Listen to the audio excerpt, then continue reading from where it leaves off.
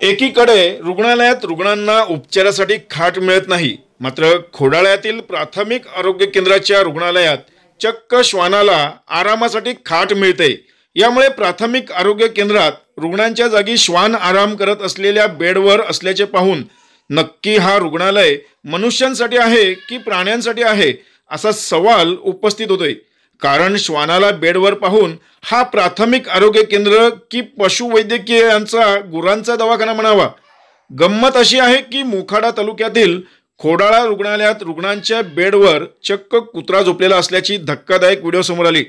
पालघर जिल्ह्यातील जव्हार मोखाडा तालुक्यात रुग्णसेवेचा पूर्णपणे बोजवारा उडालेला असून उपचार न मिळाल्याने अनेक रुग्ण दगावल्याची घटना आतापर्यंत अनेक समोर आल्या आहेत, ज्यामुळे जिल्ह्यासह विधानसभेत देखील प्रश्न गाजले आहेत। अशातच आता ही व्हिडिओ व्हायरल झाल्याने पुन्हा हे ग्रामीण भागातील रुग्णालय नवीन वादात सापडले आहे। मोखाडा तालुक्यातील खोडाळा रुग्णालयात माणसांऐवजी रुग्णांच्या बेडवर चक्क कुत्रे झोपलेले दिसून आले।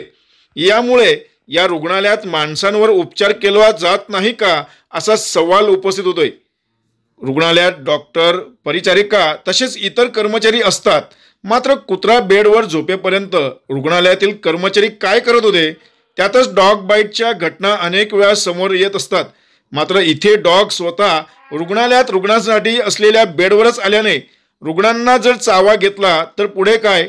सुदैवाने या व्हिडिओत रुग्णालयात रुग्ण दिसत नाहीत, नाहीतर रुग्णालयातच डॉग बाईटची लस रुग्णांवर घेण्याची पाळी आली असती।